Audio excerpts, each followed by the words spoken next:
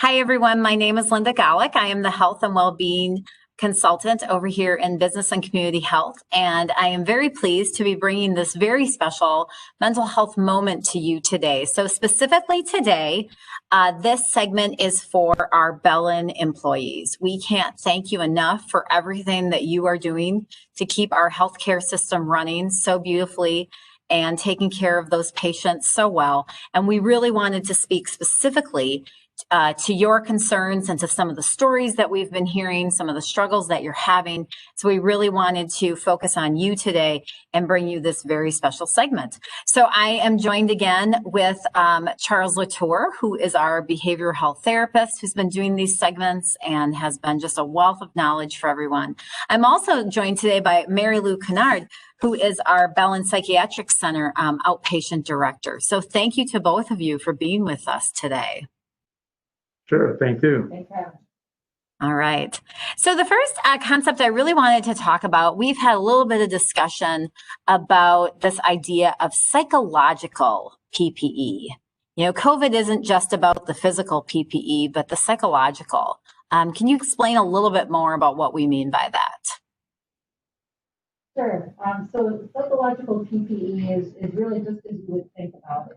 It's that personal protective equipment that you put on your mask, like I'm wearing, your safety goggles if you're patient facing, but it's really all around psychologically protecting yourself. So the concept or the idea behind psychological PPE is what do we as individuals do to emotionally protect ourselves when we know that we're going to be dealing with an taxing or trying time. And it can be anything from, and we'll talk a little bit more about this as we get going today, anything from how you get yourself in the right mindset to face a challenging day to what do you do during that day to give yourself a break or to take a step back when you're feeling taxed emotionally, to how do you end your day or how do you wind down and make sure that you're taking care of yourself and ready to face another day or whatever the next thing is that's on your agenda. So, some examples of psychological PPE are things like creating a space for yourself between your work and personal life. How do you transition from one to the other? And what do you need to do from that mindset of transition emotionally for yourself? Psychological PPE can be something as simple as just removing yourself from watching too much media, too much news coverage, kind of that constant barrage of negativity or concerning news that comes at us. Just taking a break for yourself from some of that media coverage. If you are able to take a day off. If you're a leader, paying attention to those individuals that work for you, that report to you, and making sure that they're psychologically taking care of themselves, just as you would make sure that they're wearing their mask or that they've got their eye protection or gloves, what have you. Different things like that. Knowing when you need to ask for help, knowing who you can go to ask for help or who it is that can be supported. So that's really the idea around psychological PPE, is knowing what do I need to do to safeguard and protect myself emotionally so I can be the best of what I need to be in the moment that I'm in. Perfect. So important for us to protect ourselves in that way, to be able to, divide some of those things and really care for ourselves. So that really leads me to the next question, and that's really surrounding self-care. So I know that particularly if a lot of our coworkers and the employees here at Bellin, they're caretakers. They are taking care of people all the time, and I know one of my concerns is that they don't put themselves at the top of that list. So can we talk a little bit more about self-care and maybe some ideas on helping our Bellin folks with that particular area? Yeah, it's definitely a great point, because as healthcare professionals, almost all of us to a person would agree that way too often the caring for others comes before caring for ourselves. But as we always tell people, we need to be taking care at least as well of ourselves as we expect to take care of other people. And sometimes that even starts with our own self-compassion. Do we give ourselves the same messages that we give to other people? Can we be good to us as we try to be good with and for other people? So If not, maybe we're not giving our best. So it's great that we can, and why I applaud your efforts on this, Linda, giving us an opportunity to talk about how we can be our best psychologically in the face and in the midst of all that we are dealing with in our community, in our communities, even surrounding so much going on with this COVID virus, and being in a situation to be our best. So I think what that requires for us to be our best in the face of the greatest adversity is being really clear with ourselves, having a definite understanding of what are the challenges that we face to take care of ourselves, and are we doing those things? And to me, even if we go to the most fundamental level, we're dealing with this. One, our sleep. Is it healthy? Is it effective? Is it restorative? Is it productive for us? Or is it compromised? Secondly, our nutrition. Are we eating well, taking care of ourselves nutritionally? And even in that, I put hydration as part of our nutrition. Eating well and drinking fluids well. Are we drinking enough water? The third major component, and the one that I have found along with sleep tends to go by the wayside under great stress and adversity, is exercise. And even if we think of exercise as movement, are we getting enough? Are we getting what we need? Are we getting at least a couple days?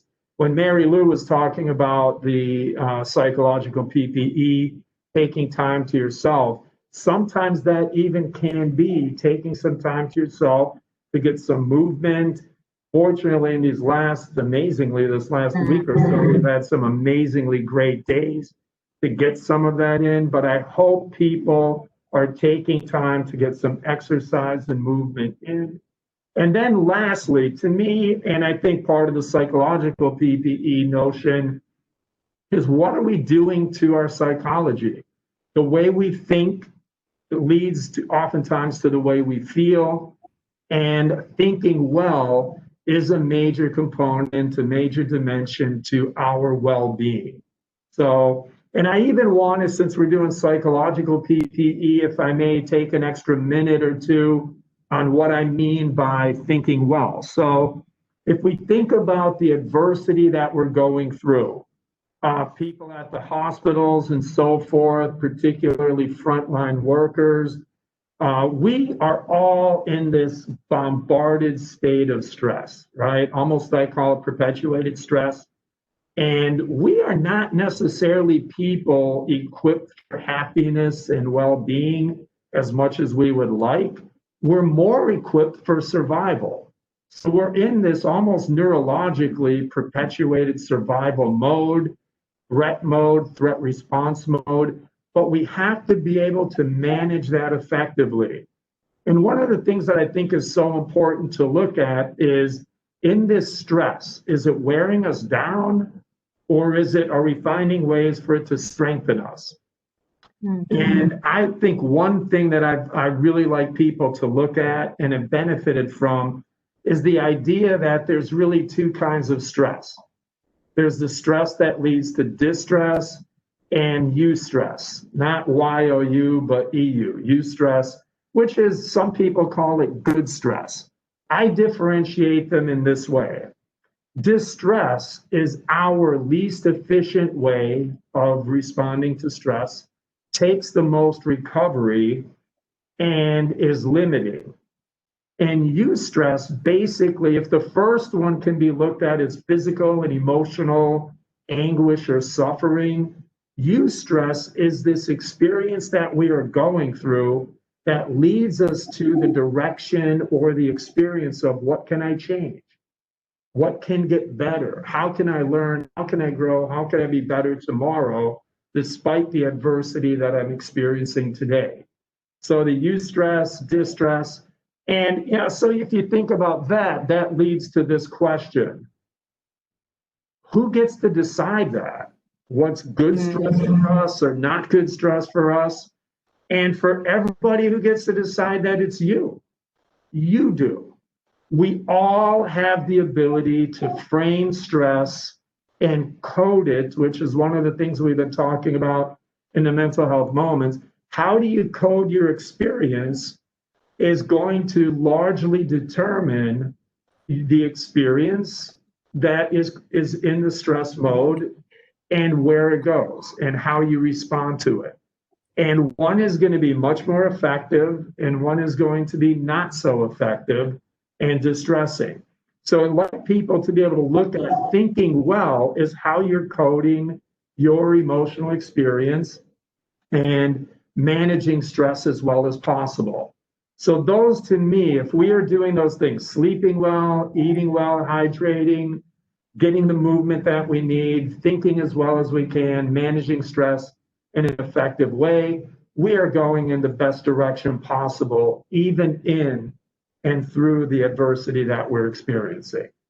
So I'll take a moment there if you have any comments, Linda, but otherwise we'll jump into how we go about doing this, a plan to manage that. But any thoughts there?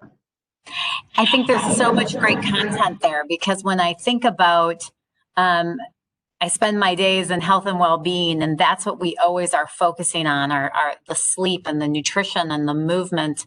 And it isn't just about the physical well-being. It is about also the emotional well-being that brings us. And I know, even particularly for myself, if I'm having a bad day, I know that I need that movement, or I know I need to go to bed an hour early, or I know I better start getting more vegetables, in that week, or whatever it happens to be. So truly, when you start to feel some of what you're talking about with that stress and that distress and that, going on, we can start with some of those very basic things, and that really will make a huge difference. So then, as you said, Charles, how do we start doing that? How do we get there? Well, I think first of all, it's being clear and having a vision. Like, how do I want to be through this? How do I want to say that I was? And I think every day we are on a journey, part of a journey of becoming more the person we want to be, or maybe not so much the person that we thought we were. And every day, especially in a major challenge like this, we are faced with that very dilemma. Who are we becoming? So we have to be very deliberate, very purposeful, very intentional. We have to want to do it and set a vision to do it, and fundamentally commit to being the best us possible. So there's a couple specific things that I think of can lead to that every day will help us be more the person we want to be. The first one is every day when we wake up, and because this is a time of Thanksgiving, this November, even if we wake up with this idea of, okay, we get to do this again. Every 24 hours is a blessing that we get to do this again. A mindfulness that we wake up and take this deep breath that physiologically helps gear us for the day. So physiological self-regulation through a very intentional deep breath that we start is the best thing that we can do to start our day. And I typically recommend a breath that is held, taken in for 5, hold for 2, and then exhale for 8. That's a 15-second commitment. If we could do that once to start the day, that activates our parasympathetic nervous system, which is the quieting system. We start our day physiologically better prepared for whatever adversity is going to come our way. So that's the first thing. Second thing is to identify something we're grateful for, an act or exercise of gratitude, something that even if it's for that day. But Mary Lou, you want to point out anything in the way of gratitude that you would add in on that concept? Yeah. Really,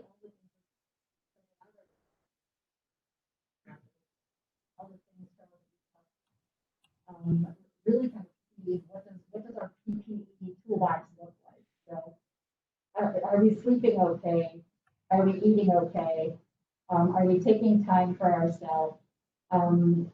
Gratitude is a huge piece of that. It's about that mindset. It's finding ways to be grateful for the opportunities that we have. We can walk out from an exhausting day, but if we're able to take the exercise a little bit of a step further and say, what was I thankful for today? What am I grateful for today? This day felt crazy, but what were 2 or 3 of the things that actually went well today? Who was I able to lean on today that I'm grateful for? Who do I need to remember to thank for helping me out in whatever way that might have been? I used to do a lot of work with children in mental health therapy. And at the time that I was doing that, I had children of my own at home. And I found it very therapeutic for myself, for my drive home, to put myself into a grateful mindset. I had a wonderful opportunity to spend time with children who really needed mental health assistance. I need to now go home, and I would actually physically go through the action of changing my work clothes, putting on my mom clothes, and then being able to shift to the gratefulness that I had for my children at home and what I could do with them at home. So really being mindful about what can you be grateful for? What are those things that impacted you today? How do you pay it forward then to those around you that you know may be struggling a little bit or that really went out of their way to help you when you were struggling? So all of that is part of that psychological PPE, what we arm ourselves with and how we kind of put ourselves in that mindset of being able to be grateful and have some gratitude as a piece of that as well. Yeah. I love that. I was going to say that my husband and I did something very simple, and we've been doing it just for the last couple of years. And here's maybe something, just a practical way to get started. We each keep a mason jar, and each week we need to write down at least one positive thing that happened throughout the week. So we date it, we put it in there, and then we put it in the jar. And then once the year has passed, we actually sit down like January 1st and we go through all those pieces of paper and we remind ourselves of all the great things that happened throughout the year. And I don't know the stuff that he writes and he doesn't know the stuff that I write, but what ends up happening is it's a beautiful memory of what the year has been. And I'm actually really looking forward to it this year to just kind of, reminisce on all the blessings that have happened, even though we've been dealing with COVID and all the other craziness that we've had going on. Well, I think that's absolutely amazing. I love that you have it put into an exercise format. It's a forcing function to lead us in that direction. And it's a purposefulness and intentionality that leads to that rather than leaving it to chance. Because as I said before, part of the reason that we are not necessarily hardwired to be truly happy that way is threat typically stays with us much longer.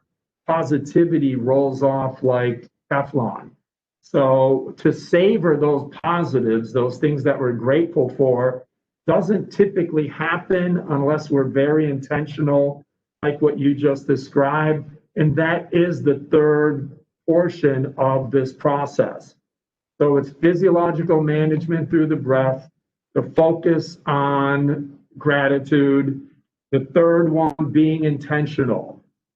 Set an intention for the day. Sometimes the intention has to be that I will identify what I'm grateful for, but an intentional behavior, including thanking a person, can be part of that. So, and then the fourth one at the end of it, and I think all of this funnels down to, is the mindfulness quality. That as I start my day, my head will be where my feet are. Our greatest determinant to our thinking well is our intentionality to be present in the moment, to be able to stay in the moment. We won't do it well. No one's perfect at it. The mind was made to wander, but the ability to bring it back to the moment and starting the day with that capacity to be able to be mindful intentionally is absolutely critical, especially in the face of stress, because it takes us away from the moment and worries more about what is to come and what has happened. But when we can win the now by being in the moment now, this is the one that matters the most. When we develop the capacity, the acquired capacity to improve at that, we are getting better. We are better selves for our ability to do that. That is key. So those are 4 key ways that people can immediately, starting today, improve their relationship with managing stress. Because we're going to be going through this for a while. The better we get at it, the better we can access our best authentic selves in the care and help that we're giving to everybody coming into our facilities. And I just truly want to give a shout out to all the Bellin employees. I know that probably just about everybody has stepped up and has been asked to do things that perhaps they've never done before. And people have really answered that call and have worked together and have been brilliant teams through all of this. So I just really want to honor that and give credit to everyone here at Bellin that has just navigated this situation truly as well as it could be navigated. So then just kind of looking forward, Charles, really thinking about how people continue to be resilient and continue to just kind of manage the storm. And I just wanted to mention, I was inspired by a book that was mentioned in a conference that I was attending online on resilience. And it's the book called Endurance. And it's the true life story of an explorer that decided he wanted to walk across Antarctica, him and 27 men. And as you can imagine, some things went wrong. The story takes place in 1914 through 1916. So as you can imagine, some things went wrong as they were trying to do this. But the moral of the story was they just kept going. They just kept going. They just kept finding ways to make it work. And miraculously, all of the people on this ship survived. So it's truly a great story. I've been reading it. I'm about halfway through the book. But I just... I thought that the lesson there is the idea of maybe the next decision won't be perfect. Maybe the next step won't be perfect, but you just keep going. I think that is so great. And I talk about that with this concept of micro resilience, that these bursts of right at this moment that I don't think I can go any further, could I take at least one more step? Can I take at least, if you use a marathon analogy, can I get then to the end of the block? Then can I get to the next water station? Micro resilience, when we need that momentary burst, is a great skill set to be able to have. It is I think, a functional capacity within the scope of resilience, and that when we can utilize that as a strategy, it helps us through the adversities that we're experiencing.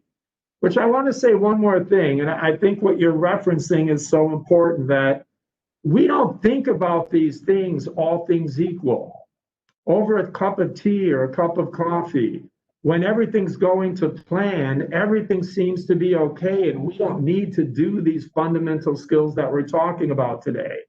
But we are now in a day and age where almost nothing is going to plan, and it tests our ability to deal with adversity.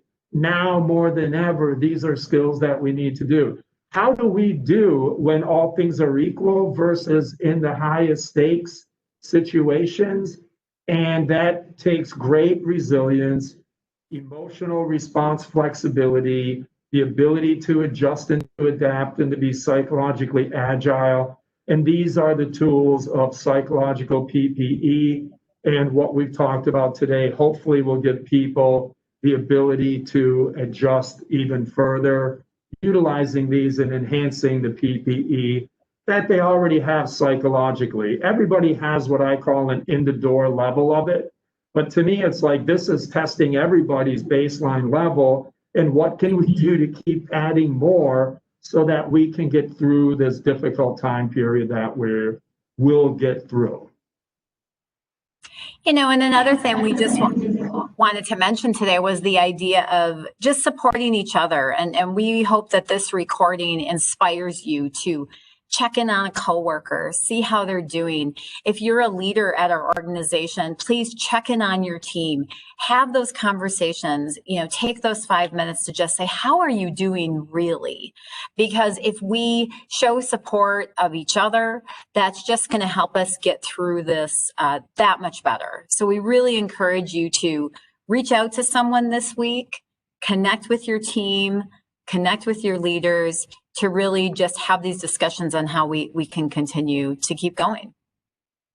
Yeah, the social connectedness is absolutely key in all of this, is that none of us do this alone, right? At work, whatever it is, the support that we are and the support that we give, both ways, unbelievably important to all of this. So, and even in that blessing that hopefully each employee is to each other, I wanted to read one thing, if I might, if we have time, that I had seen recently. I'm going to paraphrase a small part of it in the interest of time, but I saw this and this really, really touched me, and I'll read it now. Age brings perspective and fine clarity. It dawns on you with clarity that there's only so much time left, only so many star-filled nights, snowfalls, brisk fall afternoons, and rainy midsummer days. So how you conduct yourself and do your work matters. How you treat your friends, your family, your lover. On good days, a blessing falls over you. It wraps its arms around you, and you're free and deeply in and of this world. That's your reward, being here. That's what gets you up the next morning, a new chance to receive that benediction while you're buttering your toast, getting dressed, driving home from work. You stumble into those moments when you can feel the hand of God gently rest upon your shoulder. You realize how lucky you are, lucky to be alive, lucky to be breathing in this world of beauty, horror, and hope, because this is what there is, a chance, a world where it's lucky to love, lucky to be loved. So you go until it fills you, until the sweat, blood, and hard tears make sense. You go until the light of the fading distant stars fall at your feet. So go, and may God bless you all. So I think of the blessing that every 24 hours is, and that hopefully we are to each other at work, and all that the blessing we are to all of those that we have the benefit and the honor and privilege of serving and helping them get through the adversities that they come to us for. And why I say in this time of great thanks with this month, it is a blessing that we get to do it. And I hope what we've talked about today gives people the opportunity to be their authentic best in the face of what we're dealing with. So I want to leave with one quote from Les Mis, which is, "Even the darkest night will end and the sun will rise.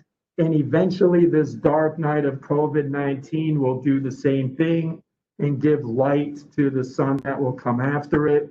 And I wish everybody the best as we get through this. And thank you for the opportunity to talk about this today and giving us hopefully all the PPE we need to get through this psychologically. So Mary Lou, any final thoughts from you? I do want to thank all of our government staff. You guys are awesome. And thank you, Linda, for this opportunity. Absolutely. Well, my honor. Thank you to the two of you for taking time today to put together this really valuable resource for all of our Bellin teams. Just such great, invaluable information to pass along. And I love that even after the darkest night, the sun will come up again. So we look forward to that as well. So thank you, Charles. Thank you, Mary Lou. And thanks to all of you who took the time to watch this today. Take care and be well.